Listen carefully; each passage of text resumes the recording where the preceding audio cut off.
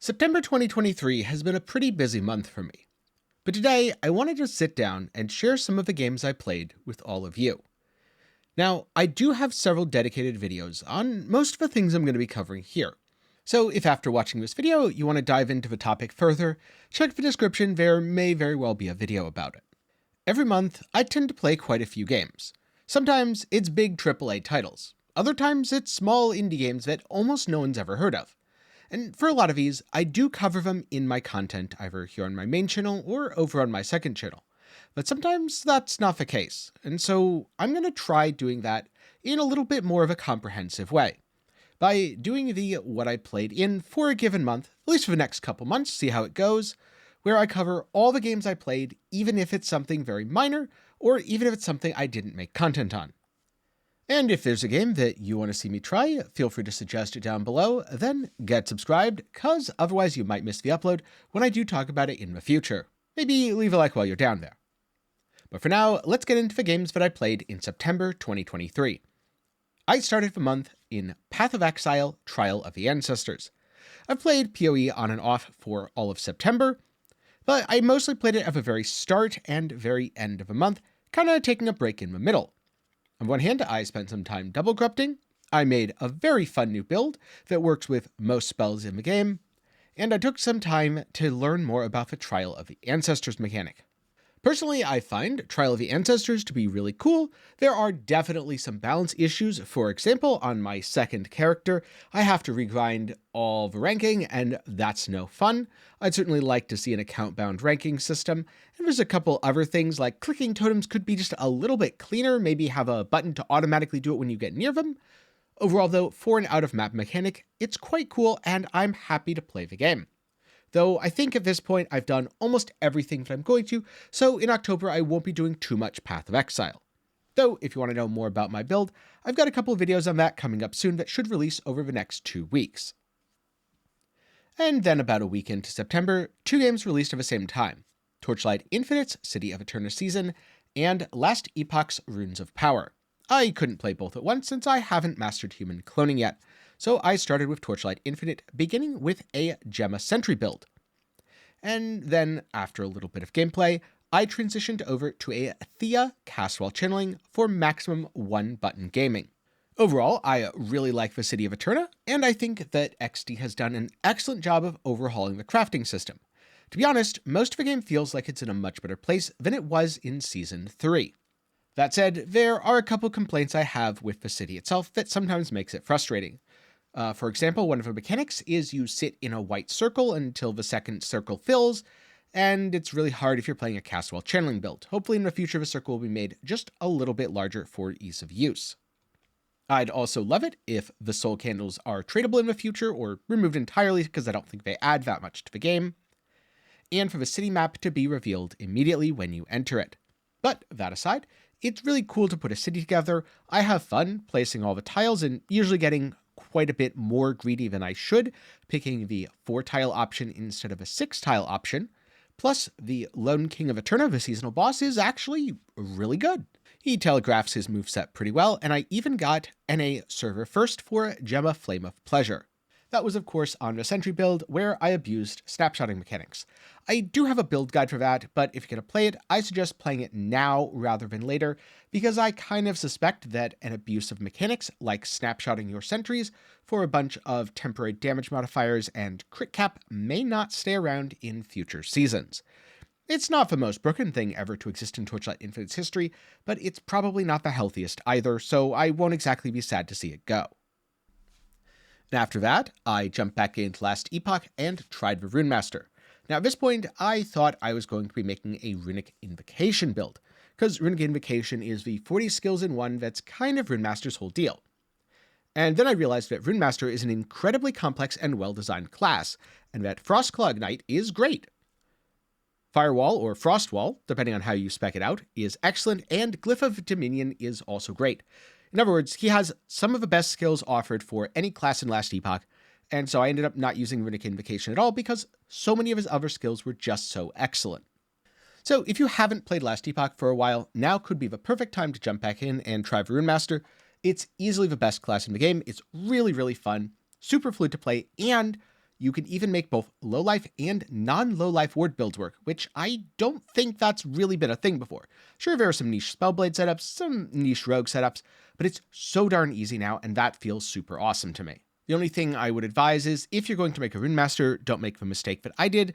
Play offline, don't play online, because right now the servers aren't the best load screen-wise. That said, there is a huge patch coming up with 1.0. I expect they're going to be addressing a lot of bugs and issues, optimizing things, balancing stuff, so look forward to that towards the end of the year if you want to wait for a super huge patch. And finally, I ended the month by getting back to Armored Core 6. Initially, I played Armored Core 6 exclusively for the mech combat. It was a fun game, and it was great to jump into the action and blow stuff up, especially when I only had an hour here and an hour there, but I definitely didn't pay attention to the story throughout the first couple chapters. The average mission was pretty easy, but act bosses like Balteus and the Sea Spider posed a greater challenge, often taking me 30 minutes to an hour of attempts, which overall doesn't seem unreasonable, and hey, this is a From Software game. I went into it knowing there was going to be difficulty, though what I found is a lot of that difficulty depends on your weapon set. If you really prepare, you can quite often trivialize fights, including the bosses, taking out massive chunks of their health and stun-locking them. Plus, even if you mess up, that's fine, because you can always get right back into the action after a death, or change up your approach, which makes failures far more palatable. But as I kept playing, the game's story started growing on me. I paid more attention to Walter, Air, Balaam's Red Guns, and the Vespers. And fair warning, spoilers ahead, though if you're anything like me, the game might even be cooler because you know what I'm about to tell you. So for the ending on my first playthrough, I got the Rubiconian ending. That's right, I sided with Air, the choral voice in my head, over Handler Walter. And as such, Walter himself was the game's final boss, piloting an AC of the Ibis series. And he was definitely a challenging encounter. In fact, he was more difficult than many of the 2-on-1 AC fights that I had done previously, especially because he had a variety of powerful, wide-ranging beam attacks that were more difficult to avoid than the Arquebus Balteus. But after a few tries, I won. I beat him, and this is the ending that I saw.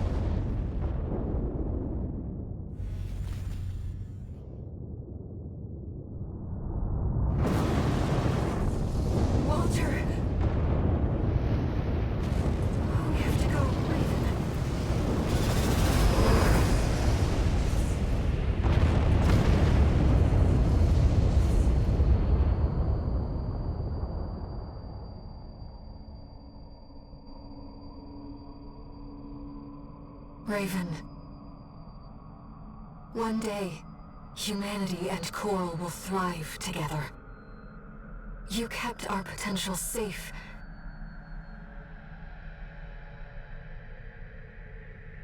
I know Walter feared a collapse, but I promise you, there's another way. Raven. We'll find it together.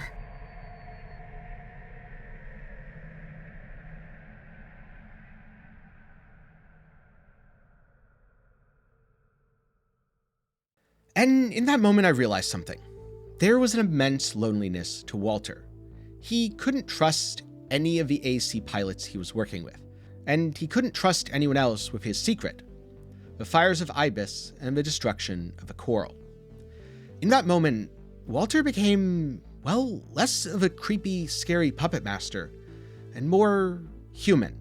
Because in that moment, he put aside the one thing that had been driving him relentlessly for years, his one singular mission, his purpose in life. And he put aside his promises to his friends, to all the people who died in the fires of Ibis. He put aside everything, because you had made a friend. And at the end of the day, Aer was the friend that he never had. A friend that might have changed his perspective on Coral.